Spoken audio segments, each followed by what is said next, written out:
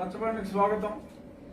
ముందుగా తెలుగు వారందరూ ఎప్పటి నుంచో ఎదురు చూస్తున్న మధుర క్షణాలు మన తెలుగు బిడ్డ నూతలపాటి వెంకటరమణ గారు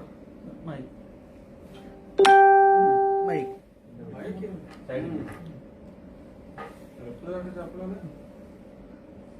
నూతలపాటి వెంకటరమణ గారు అఫీషియల్గా రాష్ట్రపతి గారు ఈరోజు ఆయన దగ్గర నుంచి ఆదేశాలు రావడం జరిగింది. మనమైతే ఎప్పటి నుంచో చెప్పుకుంటున్నాం, ఏప్రిల్ 24వ తారీఖు దర్బార్ హాల్లో ఆయన ప్రమాణ స్వీకారం జరుగుతుందని సుమారు గత 4 నెలలుగా మనం మాట్లాడుకుంటున్నాం. తెలుగు వారు అందరూ కూడా ఎంతో సంతోషించవలసిన క్షణాలు ఇవి. కానీ కొంతమంది ప్రజాస్వామ్యం అంటే నమ్మకం లేని వాళ్ళు, రాజ్యాంగాన్ని అసహ్యించుకునే వాళ్ళు మరి ఈ పరిణామానికి కాస్త బాధపడవచ్చు. కానీ వాళ్ళని చూసి మనం జాలి పడదాం, అంతకుమించి ఇంకా వేరే ఏ భావం పెట్టుకోవాల్సిన అవసరం లేదు. వాళ్ళ మానాన్న వాళ్ళనే వదిలేద్దాం. మరొక్కసారి రమణ గారికి రాష్ట్ర ప్రజల తరపున మా హృదయపూర్వక శుభాభినందనలు. ఇంకా సబ్జెక్టులో వెళ్ళిపోదాం. ఈరోజు మెయిన్ పాయింట్ ఏంటంటే, ఎప్పటి నుంచో అందరూ చాలామంది, ఎందుకంటే న్యాయ వ్యవస్థ అంటే గౌరవం ఉన్న చాలామంది ఫీల్ అయ్యేది ఏంటంటే, మరి జగన్మోహన్ రెడ్డి గారు 11 సిబిఐ ఛార్జ్షీట్లో A1గా ఉన్నారు. మరి A1గా ఉన్నాయన మరి ఆయన పనుల ఒత్తిడి వలన కట్టింగ్లు అంటే ఓపెనింగ్, ఆ కట్టింగ్ల ఒత్తిడి వలన మరి కోర్టుకు హాజరు కాలేకపోతున్నారు. మరి హాజరు కాలేకపోయినప్పటికీ మరి సిబిఐ వాళ్ళు కూడా మరి మౌనం వహిస్తున్నారు. సో ప్రతిపక్షాల వాళ్ళు, ముఖ్యంగా మొన్న సునీల్ దేవధర్ గారు ఒక పెద్ద మాట అన్నారు, బెయిల్ రద్దు అయితే ఇమీడియట్గా జైలుకి వెళ్ళిపోతారు అని. కానీ మరి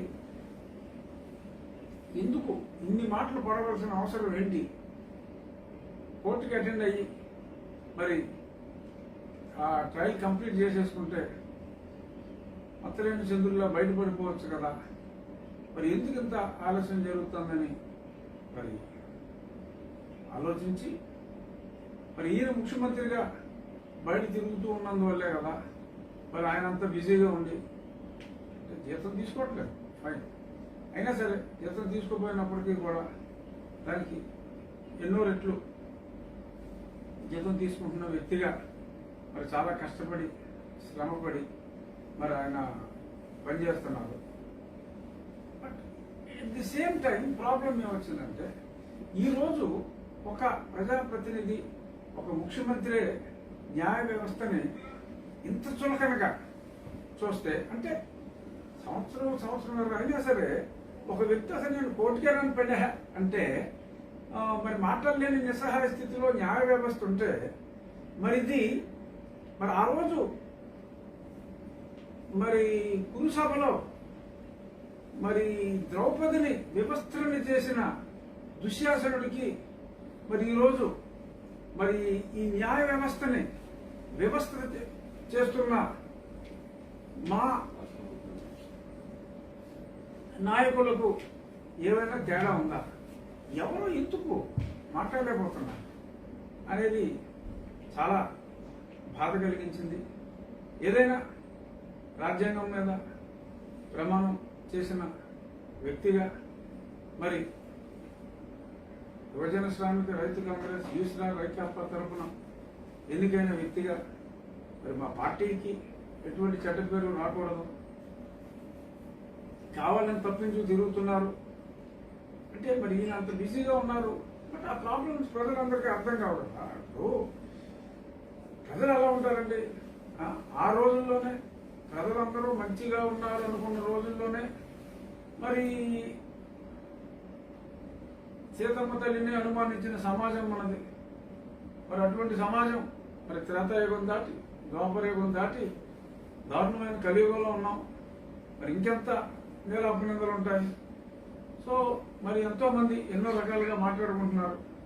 ఇదంతా చూసి బాధపడి తట్టుకోలేక ఈరోజే ఇప్పుడే ఒక అరగంట క్రితం సిబిఐ కోర్టులో A1గా ఒక 11 ఛార్జ్షీట్లో ఉన్న రాష్ట్రానికి ముఖ్యమంత్రిగా ఉన్న జగన్మోహన్ రెడ్డి గారి బెయిల్ రద్దు చేయండి అని చెప్పి ఒక పిటిషన్ని నేనంటే నేనే దాఖలు చేయటం జరిగింది. చూద్దాం ఏమవుతుందో. న్యాయ వ్యవస్థని కాపాడుకోవడానికి కూడా ఎన్నో అవస్థలు పడే ఈ పరిణామంలో రేపేం సంఘటనలు జరుగుతాయో చూద్దాం. మరి చాలా చోట్ల వ్యవస్థలన్నీ కూడా మరి ఎన్నో సంక్షేమ పథకాలు చేపడుతున్నాం, అప్పులు తీసుకొస్తున్నాం, పప్పు బెల్లాల్లో పంచుతున్నాం. మరి ఆ పంపక ప్రభావం ఏదో ఇంకా చాలా మందికి చాలా పంపకాలు జరుగుతున్నాయని చెప్పి కూడా చాలా వివరాలు అందుతున్నాయి. మరి ఆ ఇతర పంపకాల ఈ పంపకాల ప్రభావం వలన ఓటర్లు కూడా చాలా తీవ్రంగా ప్రభావితులవుతున్నారు. పబ్లిక్ కరప్షన్ పొలిటీషియన్ కరప్షన్ అంటారు కానీ ఈ ప్రజల కరప్షన్ కన్నా మించిన కరప్షన్ ఎక్కడా లేదు. సరే, ప్రజల కరప్షన్ కాసేపు పక్కన పెడితే మరి వ్యవస్థను కూడా మా ప్రభుత్వ పెద్దలు చాలా దారుణంగా కోట్లు ప్లాట్లు అడిగితే ప్లాట్లు, ఫ్లాట్లు అడిగితే ఫ్లాట్లు, అలా ఆ రకంగా ఇచ్చుకుంటూ ముందుకు పోతున్నారు. మరి ఈ అన్నిటికీ సరే గతంలో మంచి అధికారం ఉన్నప్పుడు ఛార్జ్షీట్లు వేయడం జరిగింది. మరి ఇప్పుడు వాటి మీద ట్రయల్ జరగాలి. సంవత్సరంన్నరగా ట్రయల్ జరగట్లేదు కాబట్టి ఈ బెయిల్ని రద్దు చేసి, ఎందుకంటే చాలా మంది ప్రభావితులు అవుతున్నారు. ఓ అక్యూజ్డ్ అయినప్పటికీ కూడా సరే, ఓ అక్యూజ్డ్ స్టాటస్ వేరు, విట్నెస్ స్టాటస్ వేరు, బట్ ఓ accused can any day become a witness. So ఓ అక్యూజ్డ్ని ఈ రకంగా మరి ఒక 3-4 రాజ్యసభ సభ్యత్వం ఇవ్వడం జరిగింది. మరొకరిని చీఫ్ సెక్రటరీగా ప్రమోట్ చేయడం జరిగింది, అనదర్ అక్యూజ్డ్ని. మరి కొద్దిమందిని ఎమ్మెల్యేలుగా చేయడం జరిగింది, కొద్దిమందిని ఉప ముఖ్యమంత్రులుగా, అంటే ఎమ్మెల్యే గారి అక్యూజ్డ్ బ్రదర్స్ అనే వాళ్ళని ఉప ముఖ్యమంత్రులుగా చేయడం జరిగింది. మరి ఇవన్నీ ప్రలోభ పెట్టడం కింద రాదా? మరి కళ్ళు మూసుకుందా సిబిఐ?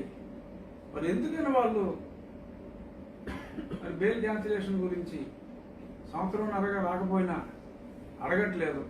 మరి దీనివలన సిబిఐ మీద అడుగు పెద్ద నమ్మకం లేదు. సిబిఐ మీద ఇంకా ఉన్న ఆ కాస్త నమ్మకం కూడా పోతుంది. అలాగే న్యాయ వ్యవస్థ మీద కూడా సంవత్సరంన్నరగా ఒక అక్యూజ్డ్ వన్ను కోర్టుకు రాకపోతే నువ్వు ఎందుకు కోర్టుకు రావట్లేదురా అన్న, ఎందుకు రావట్లేదురా అని కూడా అడగలేని నిస్సహాయ దుర్భర స్థితిలో ఈ కోర్టులుంటే ఎందుకండి ఈ వ్యవస్థ? ఎందుకండి ఎత్తేస్తే పోలా? నీకో రూలు, ముఖ్యమంత్రికో రూలా? మరి గతంలో సరే, ముందు గతంలోకి వెళ్ళే ముందు లేటెస్ట్ ఈరోజు ఉదయం చూసాం పేపర్లో, అనిల్ దేశ్ముఖ్ గారని ఎన్సీపీకి చెందిన ఒక వ్యక్తిపై ట్రాన్స్ఫర్ అయిన ఒక అధికారి చేసిన కామెంట్ని, మరి ఆ కామెంట్ ఉన్నా కూడా మరి తెలియ వరకు మరి నేను ఈ పదవిలో ఉంటే మరి నేను ఇన్ఫ్లుయెన్స్ చేస్తానేమో అన్న ఉద్దేశంలో మరి ఆయన రాజీనామా చేశారో చేయించారో. సో రాజీనామా అయితే చేశారు. మరి ఆ ఎగ్జాంపుల్ తీసుకున్నా మరి ఇప్పుడు మరి ఎన్ని ఛార్జ్ షీట్లు ఎదుర్కొంటున్నారు. సుమారు 30 అన్నారు. ఇన్ని చార్జ్ షీట్లు ఎదుర్కొంటున్నారు. మరి ఆలోచించుకోండి. మరి ఇవన్నీ లేకుండా మీరు ట్రయల్ అటెండ్ అయిపోతే ఆ ముఖ్యమంత్రి పదవి ఇష్టం.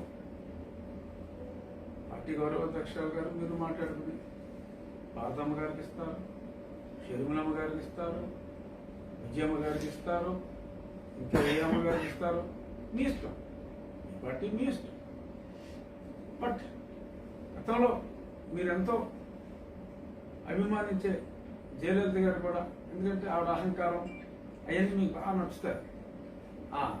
సో జయలలిత గారు కూడా మరి ఇలా విచారణ జరిగినప్పుడు ఆ టాన్సీ కేసు కానీ ఇంకో కేసు కానీ ఆవిడ ఒక స్టాండ్ బై ఎప్పుడు పెట్టుకుంటారు ఆవిడ. అలాగే మీరు కూడా ఒక స్టాండ్ బై రెడ్డి గారిని చూసుకుని, అమ్మగారు రెడ్డి గారు ఎవరో చూసుకుని పెట్టి ఈ విచారణ త్వరితగతిని ముగించి, అంటే ఇది ఎలాగో నడుస్తుంది, లోవర్ కోర్టులో అవుతుందా హైకోర్టులో అవుతుందా మరి సుప్రీంకోర్టు దాకా నేను వెళ్ళాల్సి వస్తుందా అన్నదే. మరి అది న్యాయ వ్యవస్థని వారు కాపాడుకునే ప్రయత్నం మరి ఎంతవరకు చేసుకుంటారో దాని మీద ఆధారపడి ఉంటుంది. చూద్దాం. వారి ప్రయత్నంలో ఆ వ్యవస్థ రక్షించుకునే ప్రయత్నంలో వారిని మీరు ఎంతవరకు సఫలీకృతులు అవనిస్తారో చూడాల్సిన అవసరం ఉంది. మరి నా పోరాటం అయితే ఆగదు. నా ఉద్దేశం డెఫినెట్గా మీరు రెగ్యులర్గా అటెండ్ అయితే త్వరగా ఈ ఇష్యూ తేలిపోతుందని అనుకుంటున్నాను. మీకు నమ్మకం ఉంది, మాకు నమ్మకం ఉంది, మీరేం తప్పు చేయలేదని.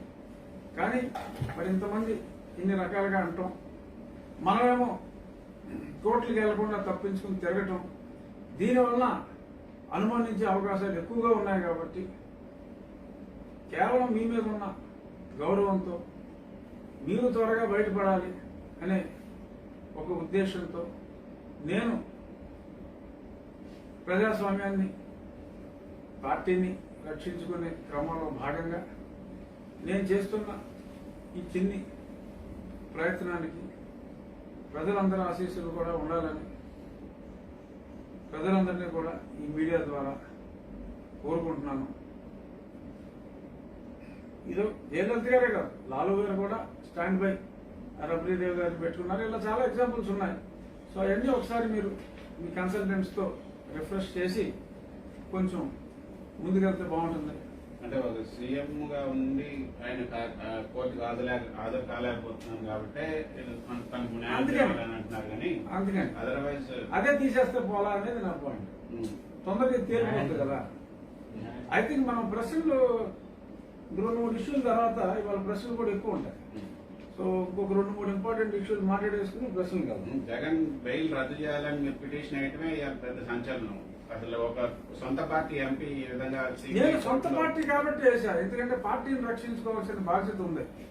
పార్టీని రక్షించుకునే క్రమంలో భాగంగానే నీలాప నిందలన్నీ మా మీద పడుతున్నాయి. కాబట్టి త్వరగా ఇది సెటిల్ చేసుకోవాల్సిన అవసరం ఉంది. లేకపోతే ప్రతి ఓడు నోటు వచ్చినట్టు మాట్లాడుతున్నారు. మరి ఎవరికి చూసినట్టు వాళ్ళు మాట్లాడుతున్నారు. ఈ బెయిల్ రద్దు అయిపోతే జైలు అని మరి సునీల్ దియోదర్ గారు మాట్లాడుతున్నారు. వాళ్ళకి అంత అవకాశం ఎందుకు ఇచ్చాం? అదేదో ముందే అటెండ్ అయిపోతే ఇప్పటికి కొట్టేసేవారేమో కదా కేసు అనేది నా భావన. విచారణకి ఎప్పుడు వస్తుందో చూడాలి. అది ఆల్రెడీ ఫైల్ చేసాం. ఈ రోజు ఉదయం 1 గంట క్రితమే సిబిఐ కోర్టులో ఫైల్ చేయడం జరిగింది. అంటే మీ మీద సిబిఐ ఎఫ్ఐఆర్ ఫైల్ చేయడంలో మీ సీఎం పాత్ర ఉందని మీరు నమ్ముతున్న నేపథ్యంలో అందులో భాగంగా మీరు ఏ విధంగా చేశారనుకోవచ్చా?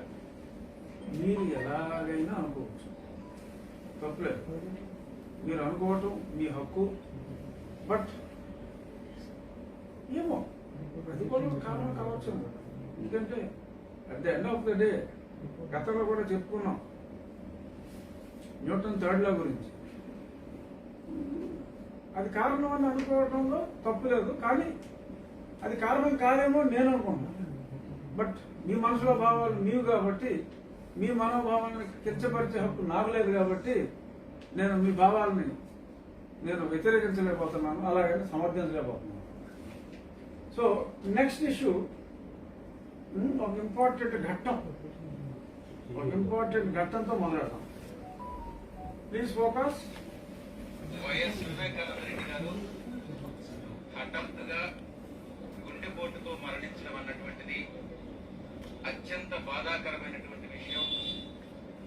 రాష్ట్రానికి, రాష్ట్ర ప్రజలందరికీ కూడా 35 సంవత్సరాల రాజకీయ జీవితంలో ఎమ్మెల్యేగా, ఎమ్మెల్సీగా, మంత్రిగా.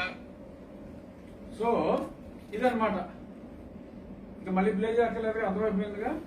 ఊరికి ఫస్ట్ వైఎస్ వివేకానంద రెడ్డి గారు హఠాత్తుగా గుండెపోటుతో మరణించడం అన్నటువంటిది అదండి 9 గంటలకు ఆ రోజు ఈయన చనిపోయిన తర్వాత, అదే చంపబడ్డ తర్వాత, పాపం గుండెపోటుతో చనిపోయారు అని చెప్పి ఆయన వాక్కుచ్చారు. మరి తర్వాత సరే 1-2 గంటల తర్వాత చంద్రబాబు నాయుడు గారు చంపేశారని చెప్పి చెప్పారు. ఇక్కడ అసలు సింపుల్ కామన్ సెన్స్, అప్పుడే రిక్రూట్ అయిన హెడ్ కానిస్టేబుల్కి ఇచ్చినా కూడా ఈ కేసు ఈజీగా సాల్వ్ అయిపోయింది. మరి దీన్ని సిబిఐ, సరే గతంలో సిఐడి, వాళ్ళు 9 నెలలు, మరి వీళ్ళకి ఒక్కొక్క 11 నెలలు ఎంత అయింది. మరి వీళ్ళు ఏం చేశారో అర్థం కాదు. ఎందుకంటే అంత రెడ్ హ్యాండెడ్గా మీడియాలో జాలీగా ఫేస్ పెట్టి మాట్లాడారు మా జాతీయ కార్యదర్శి గారు. మరి ఆయన పిలిచారా ఇప్పటి వరకు? మరి అప్పుడు విచారణ చేస్తున్న వాళ్ళు కానీ, అంటే Sunil Kumar and CBCID batch కానీ, మరి ఇప్పుడు ఇంకెవరో పాపం చిన్నవాళ్ళు ఆలీల్ని పట్టుకున్నారు. పాపం సాక్షులేమో లేచిపోతున్నారు. సాక్షులు చెప్పాలన్న భయంతోనో, లేకపోతే మరి ఎందుకనో మరి ఒక తప్పు చూసేవన్న భయంతోనో మరి వాళ్ళుగా ఆత్మహత్య కావించబడుతున్నారు. అట్లా శ్రీనివాసరెడ్డి గారు కానీ, ఇంకొద్ది మంది కానీ. మరి అదే మరి సునీత గారు చాలా బాధపడటం జరిగింది. మొన్న ఢిల్లీలో కూడా ఆవిడ చాలా స్పష్టంగా చెప్పారు ఈ విషయం మీద. మరి సింపుల్గా సాయిరెడ్డి గారిని పట్టుకుని కూర్చోబెట్టి అడిగితే, నీకు గుండెపోటుతో చనిపోయారని ఎవరు చెప్పారు? లేదు, నీకు గుండెపోటుతో చనిపోతారని నీకు ముందే తెలిసిందా అన్న సింపుల్ పాయింట్లు కాస్త తలకాయలు ఇంత కొన్ని మెదడు కణాలు మిగిలినా కూడా ఈజీగా తెలిసిపోయే విషయం. మరి ఇది ఎందుకని అడగట్లేదు అనేది మరి చాలా అన్యాయం. ఇప్పుడు సిబిఐ ఒక టీం మారింది, మళ్ళీ ఇంకో టీం వచ్చింది. మరి ఇప్పుడు నాకు అందిన ఒక సమాచారం మేరకు సిబిఐ అధికారులతో మరి ఒక ఎంపీ సహకారంతో, ఎంపీ మా పార్టీకి సంబంధించిన ఎంపీ కాదు, అంతవరకు క్లూ ఇస్తాను. ఆ ఎంపీ పేరు నేను చెప్పను. ఇచ్చిన క్లూలతో మీరు అర్థం చేసుకుంటే సంతోషం. సో మా పార్టీ ఎంపీ కాదు, చెప్తారు కదా, చెప్పను. మా పార్టీ ఎంపీ కాదు, నేను చెప్పనంటే చెప్పను. ఆ పార్టీ ఎంపీ కాదు, వేరే పార్టీ ఎంపీ, ఇన్ఫ్లుయెన్షియల్ ఎంపీ. అన్నీ చెప్పేస్తాను. సో మా పార్టీ ఎంపీ కానీ ఒక ఎంపీ సహకారంతో వీడియో కాన్ఫరెన్స్ లో సిబిఐ అధికారులతో కూడా నిర్వహించుకుంటూ, మరి ఆ ఎంపీ ఈ కేసే కాదు అసలు నీ మెయిన్ కేసు కూడా డీల్ చేస్తానని చెప్పి చెప్తున్నట్ట. మరి ఏంటో, మరి ఎంతవరకు అతను సక్సెస్ అవుతాడో చూద్దాం. సక్సెస్ అయితే అతనికి బాగా ఆర్థికంగా బాగుంటుంది. సరే అదేమవుతుందంటే అది చూద్దాం. బట్ ఇక్కడ coming back to the main point, ఆ రోజు అక్కడ జరిగింది ఏంటి? ఆయన్ని గొడ్డలతో నరికారు. అసలు ఈ గుండెపోటు కాన్సెప్ట్ ఎక్కడి నుంచి వచ్చింది అనేది ఎంక్వైరీ చేయాలి ఫస్ట్. ఎందుకంటే there was a scheme.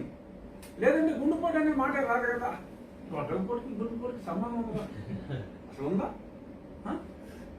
So ఆ గొడ్డలపోటుని గుండెపోటుగా మార్చిన పెట్టిదనినా ఆయన ఆ గొడ్డలతో- విధం ఎందుకనినా గొడ్డలతోనే చంపారని నాకు తెలిసింది.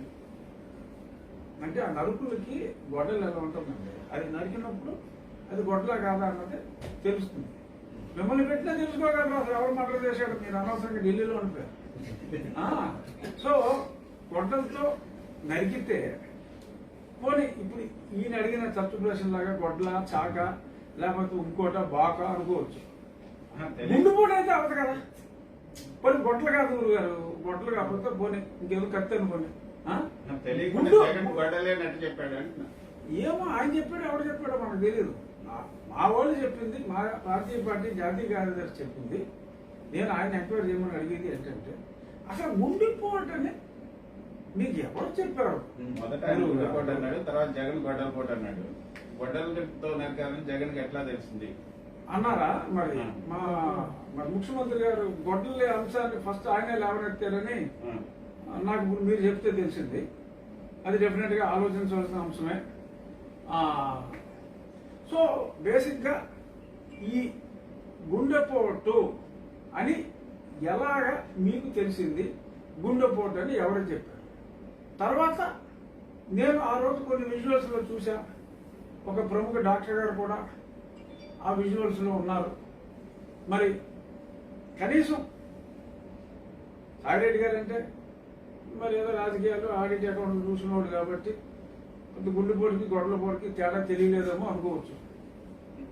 అది తెలుస్తుంది అందరికీ. గుండెపోటుకి తల్లో చెప్పాం సార్. అదేనమ్మా, గొర్రెలు కాసిన వాడికి కూడా తెలుస్తుంది కానీ చార్టెడ్ అకౌంటెంట్లు తెలియదేమో, మనకు తెలియదు.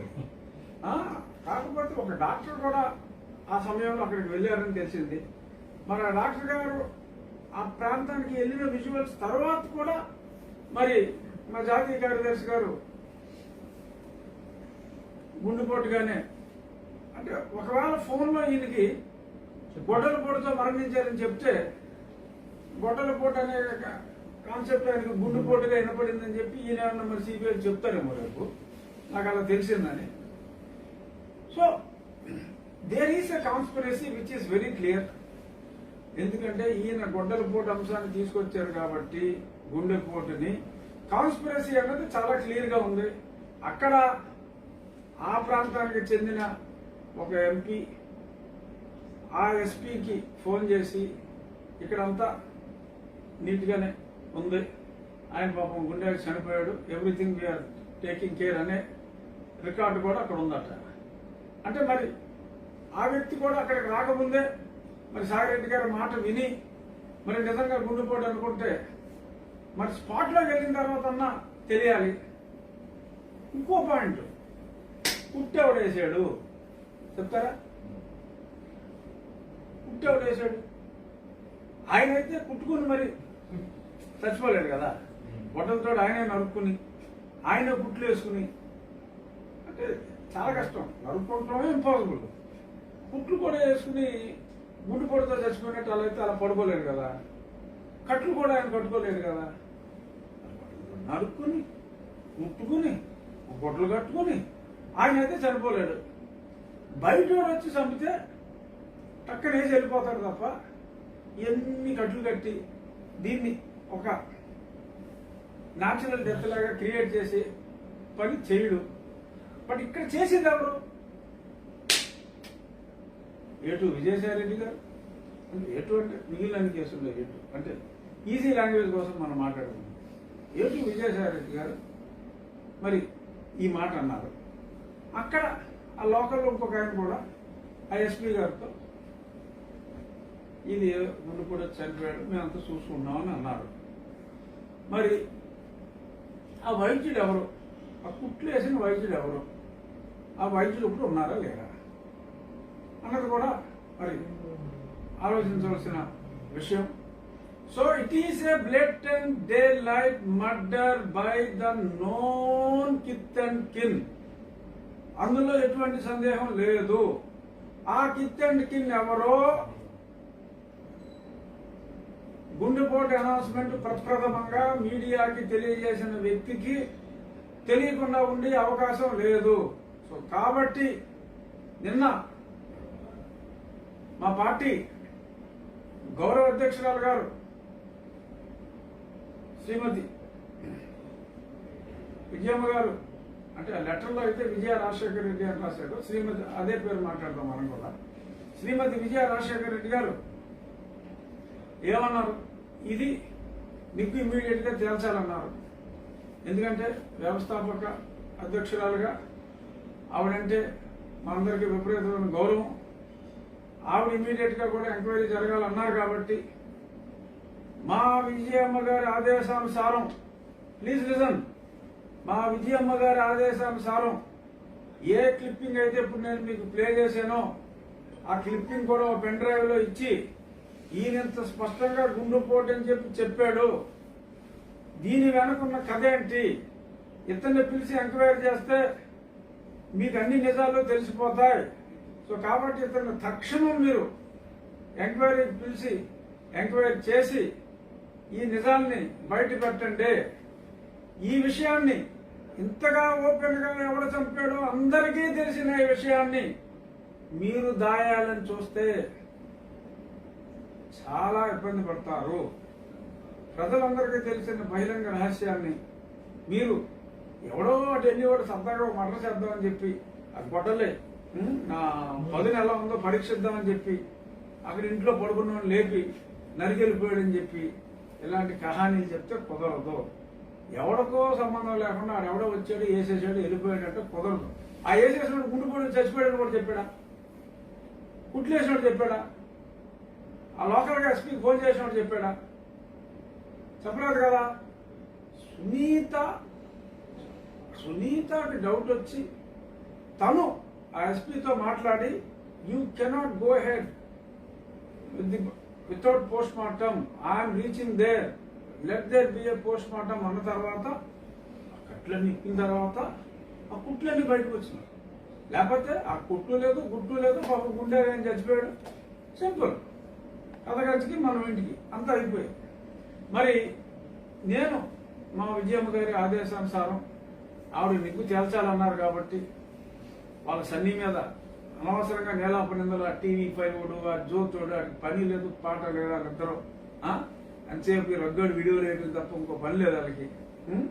సో ఆ పని పాట లేని TV5 ABNలు మా సన్నీని నేలాపనిందులు వేస్తున్నారు కాబట్టి ఇది వెంటనే తేలిపోవాలన్నారు. కాబట్టి నేను ఈరోజే ఈ మీడియా సమావేశం అయిన వెంటనే ఒక లెటర్ రాసి ఈ నిజానిజాలని ఇమీడియట్ గా చెయ్యాలని, అలాగే కొంతమంది సిబిఐ అధికారులు ఇందాక చెప్పినట్టు ఒక ఎంపీ సహకారంతో మా తాడేపల్లి వారి ఆర్థిక సహకారంతో మరి వీడియో కాన్ఫరెన్స్లు కూడా వచ్చేస్తున్నారంటే సిగ్గు లేకుండా ఆ డీటెయిల్స్ అన్ని కూడా ఉన్నాయి, చెప్పాల్సినప్పుడు చెప్తారు. సో చెప్పరా ఎప్పుడు చెప్తా చెప్పాల్సి వస్తుంది. మీ దగ్గర డీటెయిల్స్ ఉన్నాయా? సిద్ధంగా ఉందా? కంటిన్యూ చేయండి. సో ఇది మరి డెఫినెట్ గా ఇంకొకటి ఇక్కడ ఎవరికి అర్థం కాదు, మా శ్రీమతి విజయ రాజశేఖర రెడ్డి గారు మాట్లాడింది ఈరోజు తెలుగువారి మనస్సాక్షిలో ఫ్రంట్ పేజీలో రైట్ సైడ్ ఎంత, ఆ లోపల సెకండ్ పేజీలో ఒక హాఫ్ చాలా స్పష్టంగా ఇవ్వడం జరిగింది. ఇది ఇది ఫ్రంట్ పేజీలో పచ్చ కుట్రట, లోపల పేజీలో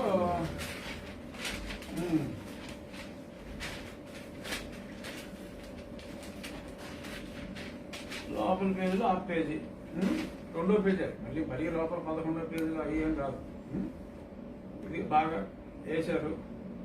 మరి ఇప్పుడు ఎంతగా బాధపడినా మా మరిది గారి కుమార్తె మా కుటుంబం అని చెప్పి బాధపడ్డారు. నిజంగా ఒక తల్లిగా ఆవిడ బాధ అంటాం సహజం. మరి ఆవిడ ఇక్కడికి వచ్చి మరి ఆవిడ గోడు వెలపుచ్చుకుంటే ఈ పేపర్లో ఒక అక్షరం కూడా రాయలా. ఆఖరికి ఎక్కడో ఆ లోపల 11వ పేజీలో రాసే కాలం కూడా నేను చూసా, కావాలని నాకు కనపల్లా. సరే వాళ్ళ బ్లూ ఛానల్స్లో కూడా అంటే ఇది పచ్చగొట్ర అని మీరు అంటున్నారంటే ఎస్ నేను సమర్థిస్తాను. అంటే ఇది వేయలేదు అంటే మరి ఆవిడ బాధని విజయమ్మ గారి ఆవేదనని ఇంతగా ఆవిష్కరించిన మీడియా మరి సునీత ఆవేదనని మరి బ్లూ మీడియా ఎందుకు బ్యాన్ చేసింది అనేది నా పాయింట్. అంటే మరి ఇది పచ్చ కుట్ర అయితే అది నీలి కుట్ర ఏమంటారు? సో ఇటువంటివన్నీ ఏదో జరిగింది, ఏదో జరిగిపోయింది. ఎవడో ప్రజలు కూడా వాళ్ళ డబ్బులతోటి, అందరి డబ్బులతోటి కొందరికి ఇచ్చే పప్పు బెల్లాలు, ఆ ఓట్లు మనకు సరిపోతాయి కాబట్టి మీ సన్నీ బాబు ఎన్నిసార్లు అయినా చెప్తారు అని మీరు అనుకోవడంలో ఏమాత్రం తప్పు లేదు. మళ్ళీ నెగ్గొచ్చు కూడా. కానీ మరి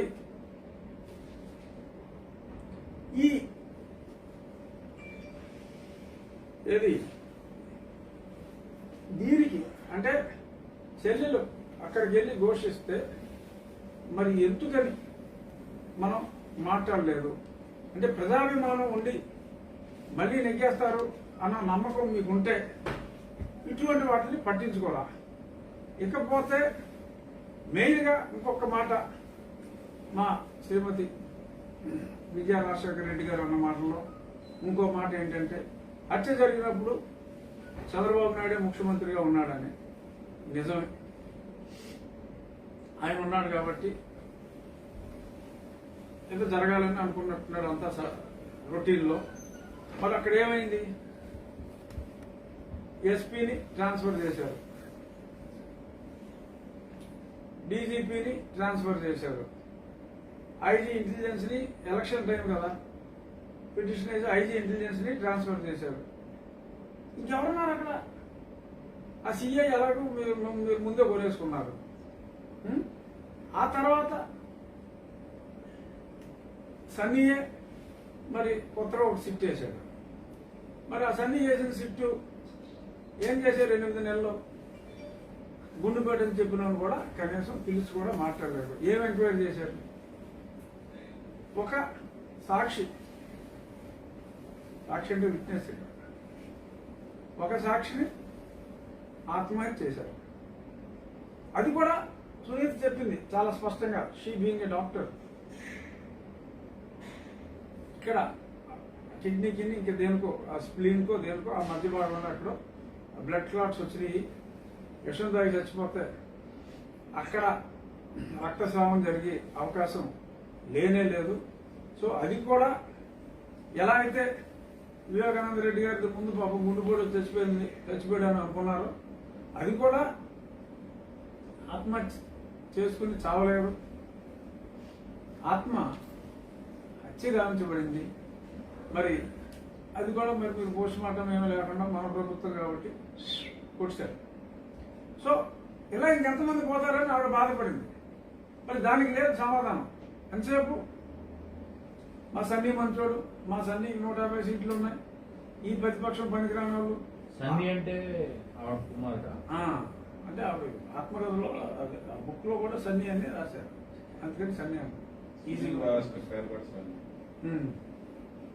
ఈ సన్నీ వేరు. సో ఇది మరి మధ్యలో డిస్టర్బ్ చేస్తున్నారు సార్, ఫ్లో పోతారు. సో మరి ఈ రకంగా మీరు ఆ లేఖ రాసి, ఆ లేఖ వలన ఏదో గుట్టుగా జరుగుతున్న సంసారాన్ని బజార్లో పెట్టినట్టుగా అయిందేమో అని నా బాధ. అయినప్పటికీ కూడా మీ బాధను అర్థం చేసుకున్న వ్యక్తిగా ఇది త్వరగా తేల్చాలని చెప్పి ఒక పార్లమెంట్ సభ్యుడిగా నేను ఎలక్షన్స్లో సన్నీ బొమ్మ కన్నా మీ బొమ్మ నేను ఎక్కువగా రాజశేఖర రెడ్డి గారి బొమ్మ వాడాను కాబట్టి మీ వాక్కు వేద వాక్కుగా నేను రెగ్యులర్గా సిబిఐని పర్సూ చేసి ఇది ఇష్యూ తొందరగా తేల్చాలని, నిజమైన ఇంటి దొంగలు అండర్లైన్ చేస్తున్నా.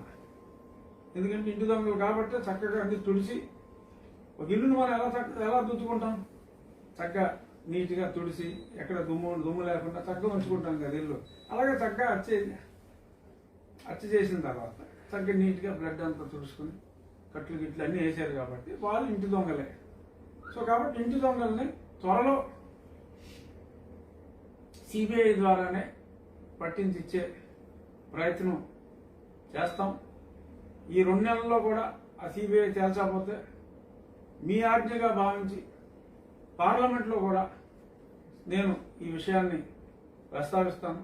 బట్ ఈలోపే మరి మీ సంక్షేమ ఫలాలు మరి సిబిఐ వారికి అందక ముందే మరి వాళ్ళు నిజాయితీగా ఈ కేసు విచారించి ఇకపై సన్నీతో ఆ ఎంపీతో వీడియో కాన్ఫరెన్స్లో పాల్గొకుండా తగు జాగ్రత్తలు తీసుకునేలాగా నేను ఆ సంబంధిత అధికారులకు కూడా ఈరోజు కూడా ఇన్ఫార్మ్ చేస్తాను. వీళ్ళతోటి వీడియో కాన్ఫరెన్స్లో పాల్గొవద్దని, ఇది కూడా కొంచెం స్పీడప్ చేయమంటాను. ఇక ఈ సందర్భంగా నిన్న నాకు తెలిసిన అంశం ఏంటంటే, సరే నేను గతంలో క్లియర్గా చెప్పా, మిస్టర్ జగన్మోహన్ రెడ్డి ఎలియాస్ సన్నీ ఇతనే ఎస్బీఐలో ఇంకొక ఎంపీ ఒక ఆదర్భావాన్ని ప్రవేశపెట్టి ఏదో క్యాష్ ఇచ్చి కొట్టారంట. మరి ఏం చేశారో ఎఫ్ఐఆర్ అయితే కట్టించిన 24 గంటల్లో కంప్లైంట్ ఇప్పించాడు. కంప్లైంట్ ఇప్పించిన 24 గంటల్లో ఇంకొక ఇందాక చెప్పిన ఎంపీ సహకారంతో అది ఎఫ్ఐఆర్ కట్టించాడు. ఇది సత్యం. ఎవిడెన్స్ ఏంటంటే I'm in the process of collecting those evidences. చాలా వరకు అందినాయి, బట్ బయట చెప్పలేం కదా ఏమున్నాయో అని. తర్వాత అక్కడతో అక్క సన్నీబాబు నిన్న మా తమిళనాడు ఎలక్ట్రిసిటీ బోర్డు ముందు పాత చైర్మన్కి ఫోన్ చేశాను. పాత చైర్మన్ నేను చైర్మన్ కాదని చెప్పాడు. సో కొత్త చైర్మన్ పట్టుకున్నారు. ప్రవీణ్ ప్రకాష్ ఒకటి ఉన్నారు అక్కడ. పట్టుకుని ఎలాగైనా సరే ఆ బ్యాలెన్స్ పేమెంట్లు ఏమి ఇవ్వడానికి వీల్లేదు. అసలు ఏ పేమెంట్ ఇవ్వకుండా అవసరమైతే మళ్ళీ నువ్వు కొత్త కేసులు పెట్టి ఆయన నువ్వు అరెస్ట్ చేస్తే ఆడికి నీకు పేమెంట్ ఇవ్వకపోతే నేను నీకు పేమెంట్ ఇస్తానని చెప్పాను వాళ్ళకి. ఇది పచ్చినిజం. 2 గంటలకి వీడియో కాన్ఫరెన్స్లో పాల్గొన్నాడు. దాని మీద నేను ఈరోజు తమిళనాడు చీఫ్ మినిస్టర్కి, కేంద్ర హోంమంత్రి గారికి, పవర్ మినిస్టర్కి, ఎందుకంటే అది ఎలక్ట్రిసిటీ బోర్డు చైర్మన్ ఇంట్లో కుమ్మక్క అయిపోయాడు కాబట్టి పవర్ మినిస్టర్కి, పవర్ సెక్రటరీకి, సివిసికి, సిబిఐకి, chief secretary of Tamil Nadu electricity బోర్డుకి అఫీషియల్గా ఇచ్చాను. అలాగే మరి వాళ్ళ పేర్లు పెట్టినప్పుడు వాళ్ళకి అఫీషియల్గా ఇవ్వకపోయినా అన్అఫీషియల్గా అయినా సరే తెలియజేయకపోతే బాగోదని ఆ ఎలక్ట్రిసిటీ బోర్డు చైర్మన్ నా బన్సల్కి, సీఎం ఆఫీస్లో ఉన్న సలహాదారుడు పీపీకి, అంటే Praveen Prakash, short cut PP అంటారు, అంటే వేరే రకంగా అర్థం చేసుకుంటారు. పీపీ అనేది ఎక్కడైనా కూడా ఆఫీసర్స్కి ఆ షార్ట్ నేమ్స్ తోటి పిలుస్తారు. సో అని చేత ఆ పీపీకి, అలాగే ముఖ్యమంత్రి కార్యదర్శికి కూడా, ఎందుకంటే ముఖ్యమంత్రి పేరు రాసేది కాబట్టి అందులో మా ముఖ్యమంత్రి గారు అన్ని కుట్రలు చేస్తూ ఉంటాడు. వాళ్ళని వీళ్ళని పిలిచి వీడియో కాన్ఫరెన్స్ పెట్టి ఎలాగైనా ముఖ్యమంత్రే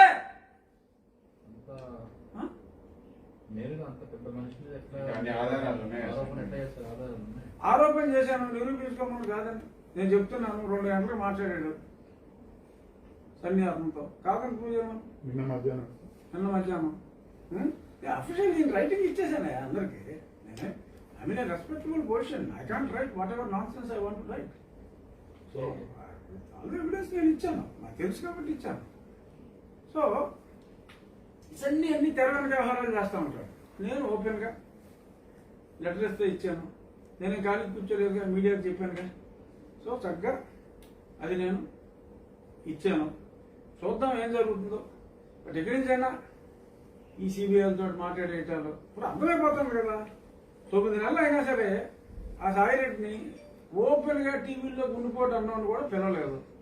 ఇంకోటి, నా బెయిల్ క్యాన్సిలేషన్లో one of the main point మీరు గతంలో చూసుంటారు. విజయసాయిరెడ్డి గారు ఈ వెంకటేష్ అని చెప్పి ఒక ఆఫీసర్ని తీసుకొస్తున్నారు, అది కరెక్ట్ కాదు, ఆయన ఏమో ఇక్కడికి ఏదో అప్లై చేశాడంట అన్నారు. అసలు ఇతనికి ఎలా తెలిసింది అప్లై చేసినట్టు? అది ఇంటర్నల్ కదా.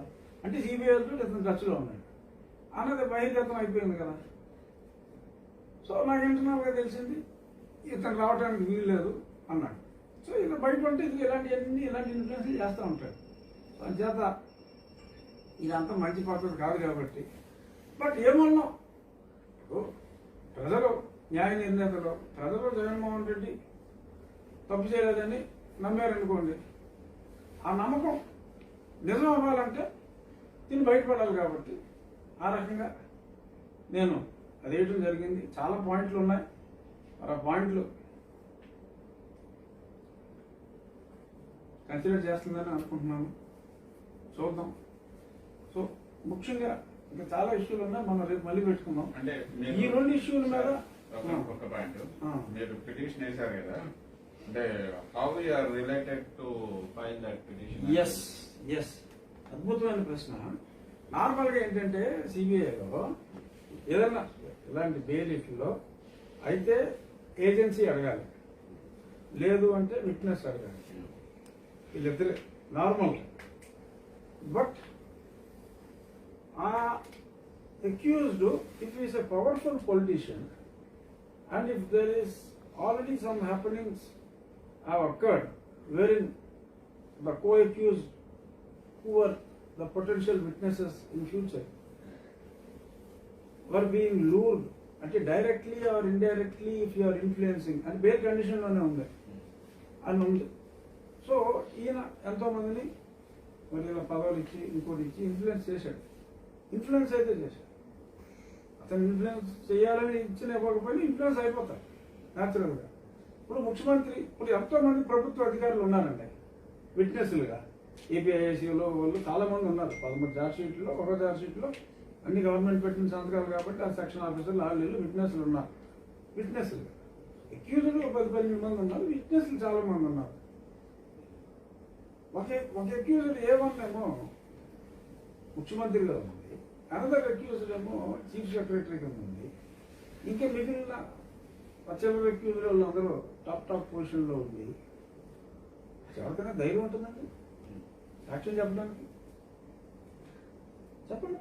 సో ప్రజా ప్రయోజనాల దృష్ట్యా మీరు వేసిన ఈ పిటిషన్ మెయింటైనబుల్ అవుతుంది. ఇట్ ఈస్ మెయింటైనబుల్ అని చెప్పి దేర్ ఆర్ 4-5 సుప్రీంకోర్టు జడ్జిమెంట్స్. ఆ 4-5 సుప్రీంకోర్టు జడ్జిమెంట్లని అటాచ్ చేసి, ఎందుకంటే గతంలో యూపీలో కూడా ఒక ఎమ్మెల్యే గారు 4 సార్లు ఎమ్మెల్యే అయిన ఆయన ఎవరినో మరి ఏదో చేశాడు. ఆయన ఏదో ముందు ఎవరినో గర్భవతిని గావించారట, ఆ పిదప నచ్చి గావించారట. ఆయనకి బెయిల్ ఇస్తే కూడా బెయిల్ క్యాన్సిల్ చేసి ఆయన జైల్లో పెట్టారు. But that bail cancellation petition was filed by not by the agency, not by the deceased family person or any witness. It is by a public spirited person. So there are case laws. మరి అయినా మరి ఇన్ని సంక్షేమ కార్యక్రమాల ధనం ఉంది, ఆ ధనాన్ని ఇంధనంగా వాడి బయటపడతారేమో చెప్పలేం, అనుమానం ఉంది. బట్ చట్టపరంగా కొట్టేయడానికి లేదు. మరి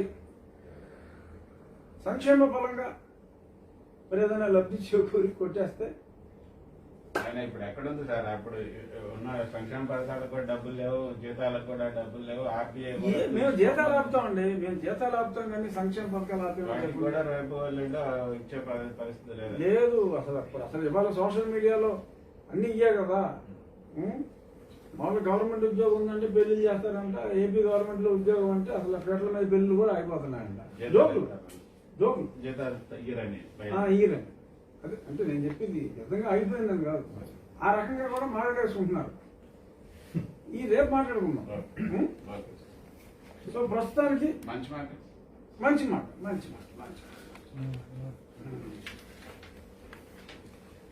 సరే, ఇదేదో నా గురించి అన్నట్టుందంట. ఇప్పుడు ఏదో నేను కేసులు పోరాటాలు అనుకోకుండా మరి ఆదరించుకోనుకుంటాను. అలిసే వరకు ఆడితే అది ఆట, గెలిచే వరకు చేస్తే అది యుద్ధం, చచ్చే వరకు బ్రతికితే అది జీవితం, చచ్చినా కూడా బ్రతికితే అది నీ మంచితనం. సో ప్రజలందరూ కూడా చచ్చేదాకా బ్రతికే జీవితాన్నే కాకుండా చచ్చిన తర్వాత కూడా బ్రతకాలనే కాంక్షతో బ్రతికితే సమాజం బాగుపడుతుందని దీని మెసేజ్. అంచేత సాధ్యమైనంత వరకు ఫాలో అయ్యి ప్రయత్నం చేయండి. ఆ చివరి స్టేజ్ దాకా రాబోయినా కనీసం గెలిచే వరకు అన్నా యుద్ధం చేయండి. Thank you. రేపు మళ్ళీ కలుద్దాం.